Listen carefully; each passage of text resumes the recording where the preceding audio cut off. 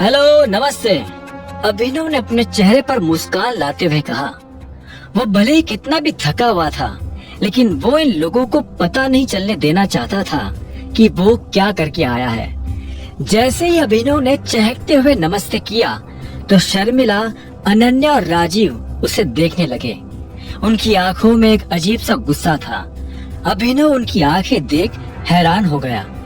अभिनव को ये तो नहीं लग रहा था कि वो लोग मुस्कुराते हुए उसका स्वागत करेंगे, लेकिन आज जिस तरह का गुस्सा उनकी आंखों में नजर आ रहा था, उसे देखकर अभिनव को कुछ अजीब लग रहा था।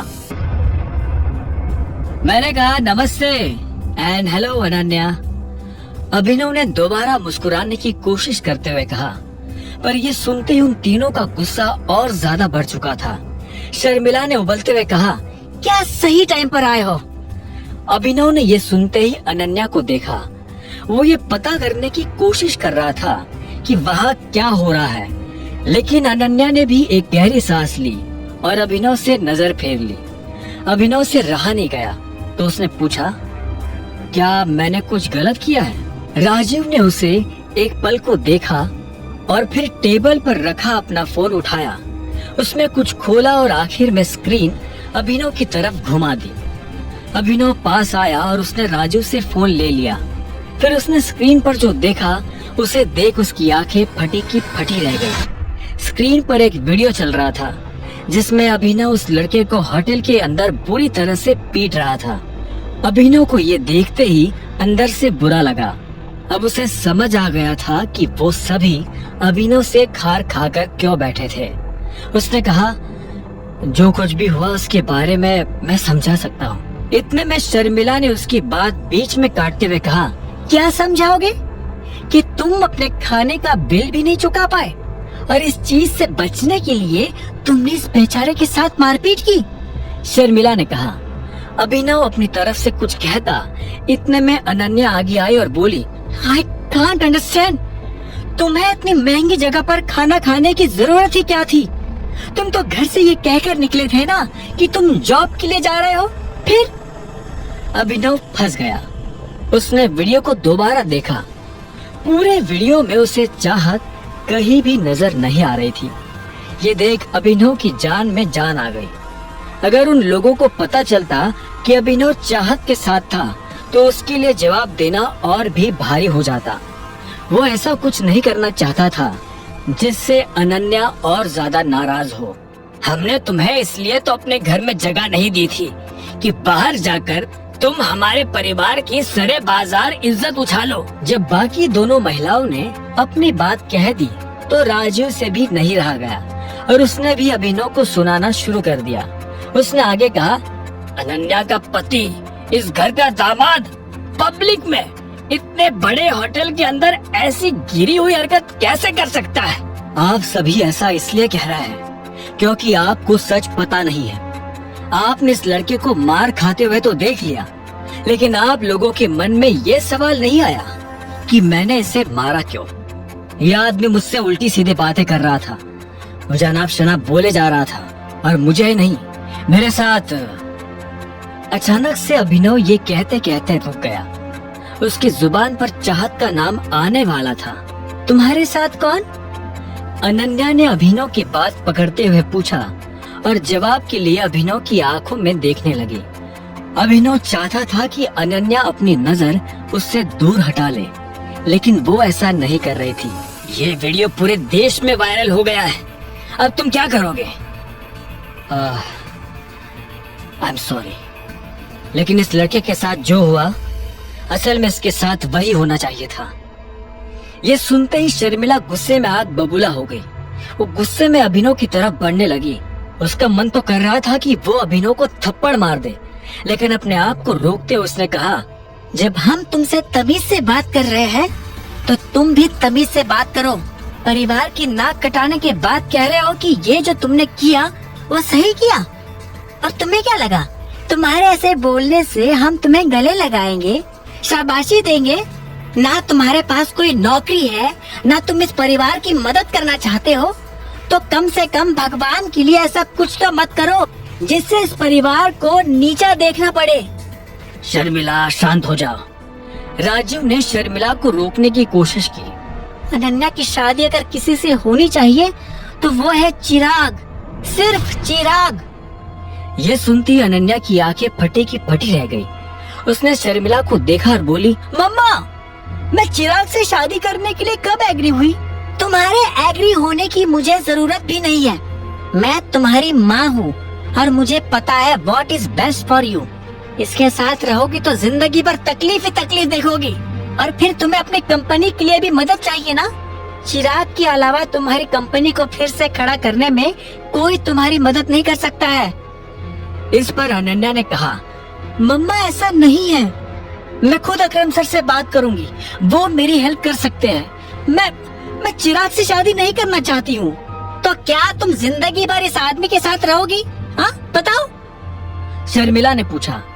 नहीं, मैं इन दोनों में से किसी के साथ नहीं रहना चाहती हूँ।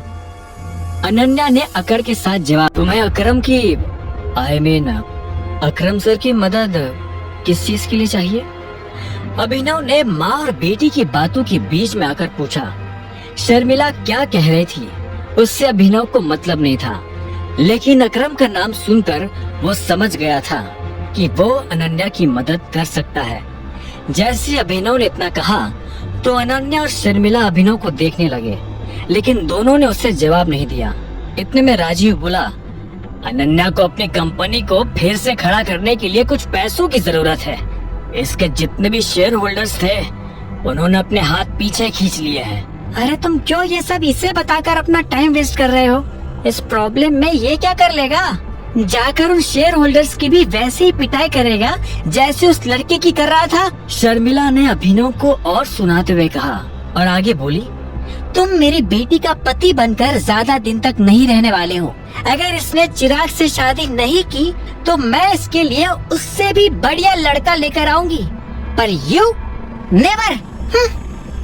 इतना कहकर शर्मिला अपने कमरे में चली गई। राजीव ने भी फोन उठाया और अंदर चला गया। उन दोनों के जाते ही अभिनव ने गहरी सांस ली और अनन्या की तरफ देखते हुए बोला, तुम्हें कितने पैसों की जरूरत है? AK लिमिटेड के साथ पार्टनरशिप की जा सकती है, लेकिन अकरम सर कभी इस चीज के लिए राजी नहीं होंगे क्योंकि इसमें उनका कोई फायदा नहीं है। अनन्या ने ठंडे सुर में कहा। उसकी नजर में अभिनव इस दुनिया का आखिरी इंसान था जिससे वो इस बारे में बात करना चाहती हो। अभिनव ने धीरे से कहा, ठीक है, मैं तुम्हारी मदद करूंगा। अनन्या ने यह सुनते उसे ध्यान से देखा और बोली, तुमसे एक चीज शेयर करूं? I hate you. और आज जो तुम करके आए हो ना, उसके बाद तो I hate you a lot. अगर तुम ये सोच रहे हो कि ये मदद नाम का लॉलीपॉप मेरे हाथ में पकड़ा कर तुम मेरी नजर में सही साबित हो जाओगे तो तुम गलत हो। तुम अपने पैसों से एक सूट तो खरीद नहीं सकते, मेरी क्या मदद करोगे? फिर भी if you want to help me then please get out of my life right now. Ananya मेरी बात तो सुनो, अगर एक बार और मेरा नाम लिया तो मैं पुलिस बुला लूंगी। इतना कहकर अनन्या ने गुस्से में अपना फोन उठाया और अपने कमरे की तरफ बढ़ने लगी। अभिनव को समझ नहीं आ रहा था कि वो कैसे अनन्या को समझाए। उसने गहरी सांस ली और हिम्मत करके उसके पीछे जाने लगा। उसने कहा, मैं मजाक नहीं कर रहा हूँ, तुम जिस प्रॉब्लम से डील कर रही हो उसमें मैं तुम्हारी मदद कर सकता हूँ। ये सुनते ही अनन्या ने चिल्लाते हुए कहा, बकवास करना बंद करो अभिनव, इनफ, तुम कुछ नहीं कर सकते हो। Ananya trust me, I have a job. मैं अकरम सर की कंपनी में मैनेजर की पोस्ट पर काम कर रहा हूँ, अभिनव ने आखिर में कहा। यह सुनते ही अनन्या को हंसी आ गई और वो बोली,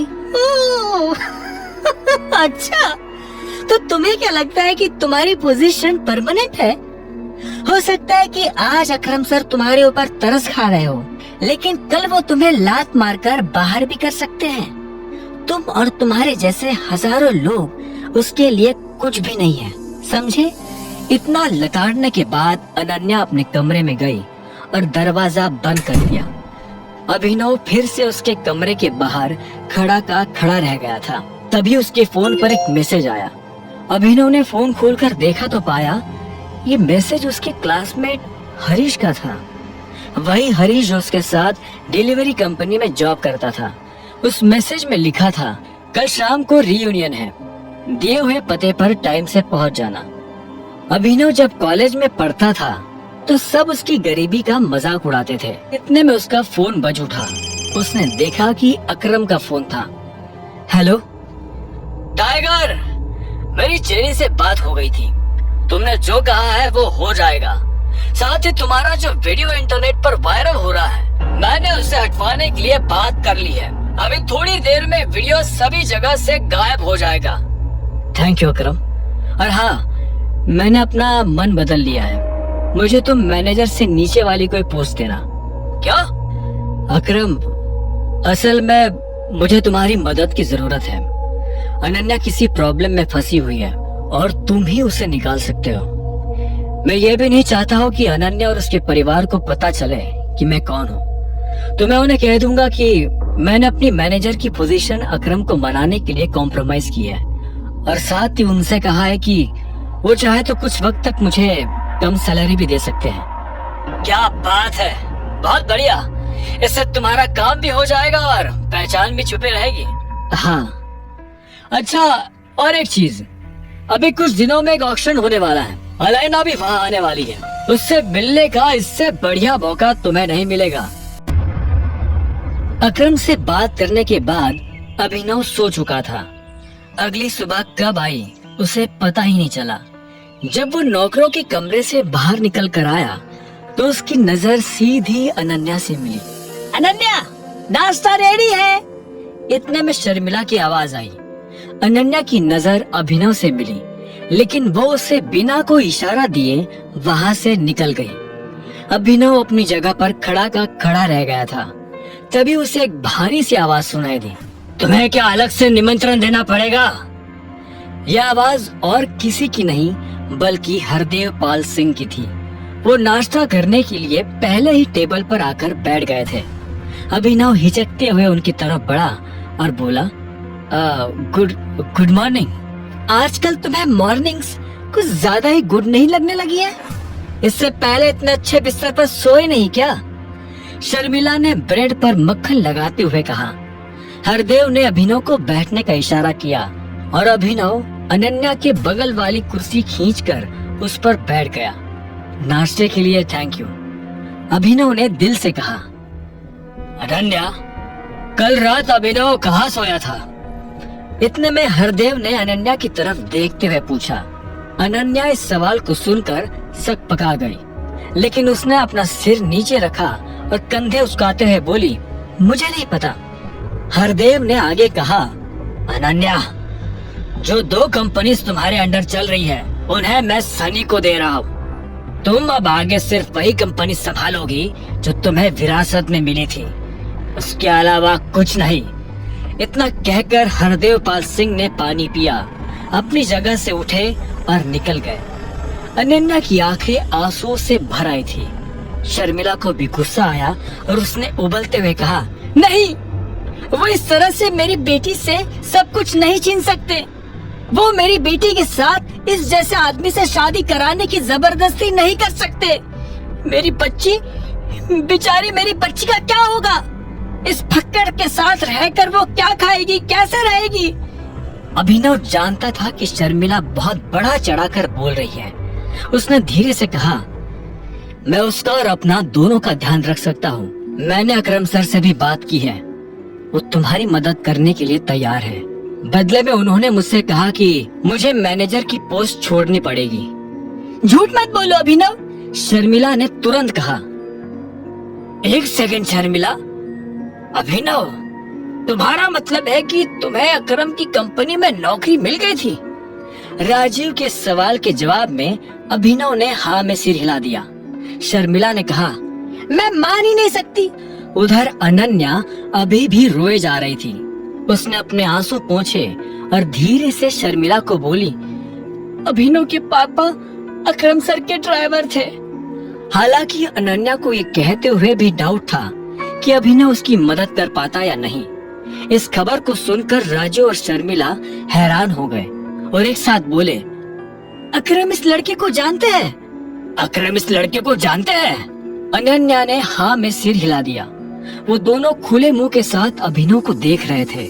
उसने अभिनव से कोई बात नहीं की और अपनी गाड़ी लेकर निकल गई। इधर अभिनव को भी देर हो रही थी, उसे रियूनियन के लिए जाना था।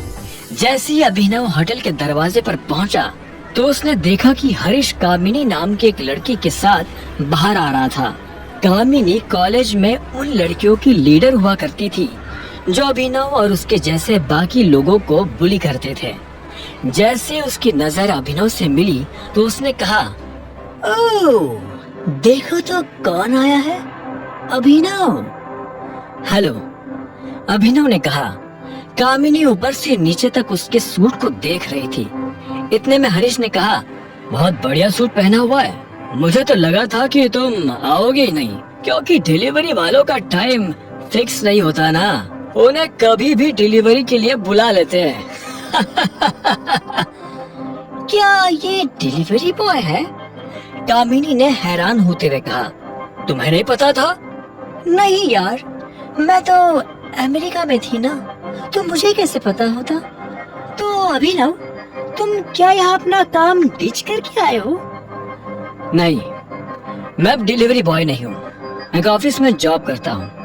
ये सुनते ही हरीश जोर जोर से हंसने लगा और बोला, अरे हाँ, इसने तो अनन्या सिंह को फंसाकर उससे शादी की है ना, अब अपनी बीवी के ऑफिस में काम कर रहा होगा।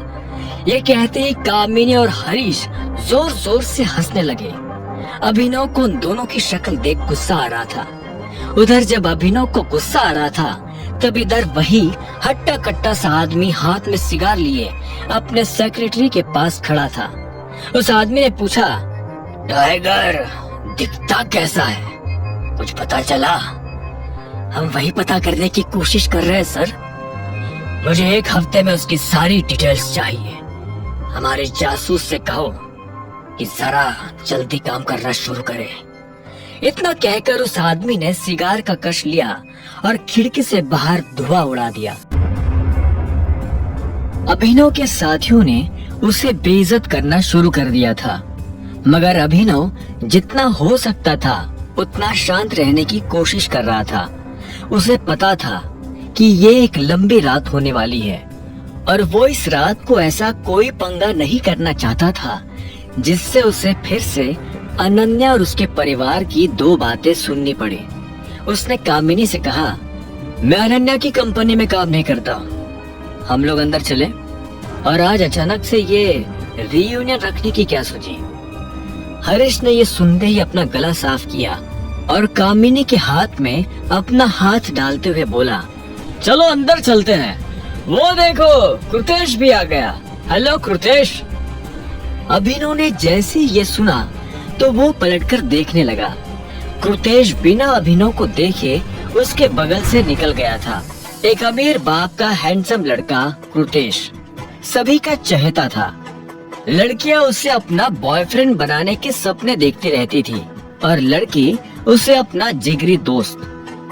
हेलो पीपल, कृतेश ने जोश में कहा। तभी उसकी नजर अभिनव से मिली और वो बोला, हो, मुझे नहीं पता था कि तुम भी यहाँ आने वाले हो। हेलो कृतेश, अभिनव ने झूठी मुस्कान के साथ कहा।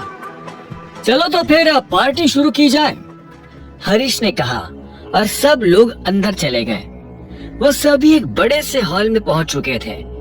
अभिनव बहुत सालों के बाद उन चेहरों को देख रहा था जिन चेहरों ने कुछ साल के लिए उसका जीना हराम कर दिया था। हालांकि हमने कोशिश की थी कि सब लोगों को बुलाए, लेकिन अनफॉर्चुनेटली सारे लोग नहीं आ पाए। जो नहीं आए वो बदकिस्मत है, और जो आए हैं मैं उन सब की तरफ से कृतेश को थैंक यू कहना चाहता हूँ। थैंक्स अ लॉट कृतेश, अगर तुम नहीं होते तो ये सब नहीं हो पाता।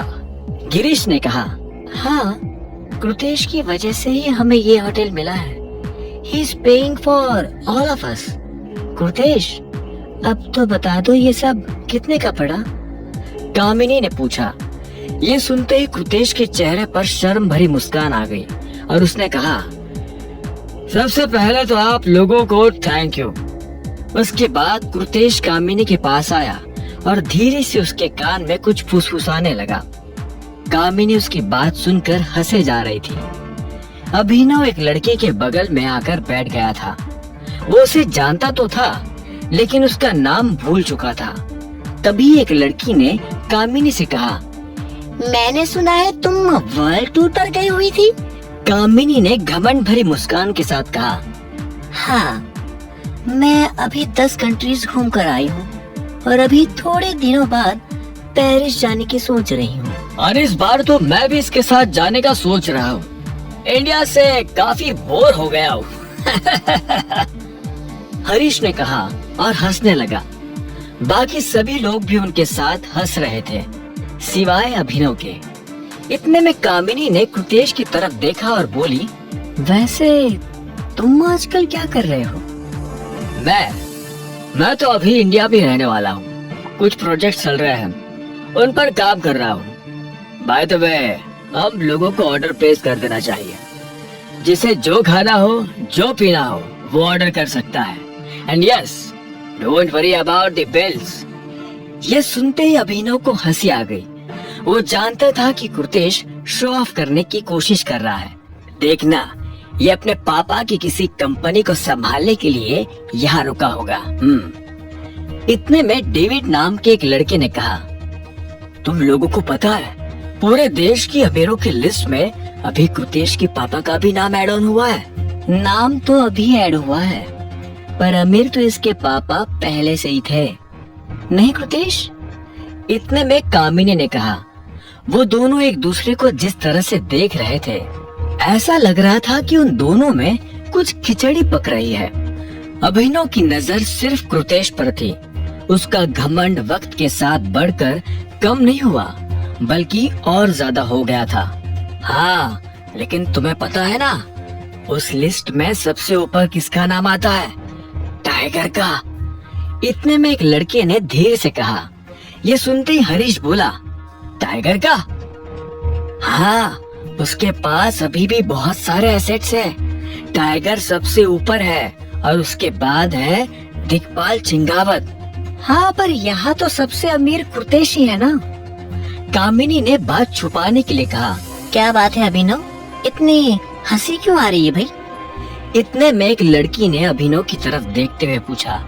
इतने में एक और लड़की ने कहा, पहले तो ये बताओ कि इसे यहाँ बुलाया किसने है? मैंने बुलाया है। ये भी हमारा क्लासमेट रहा है, नहीं?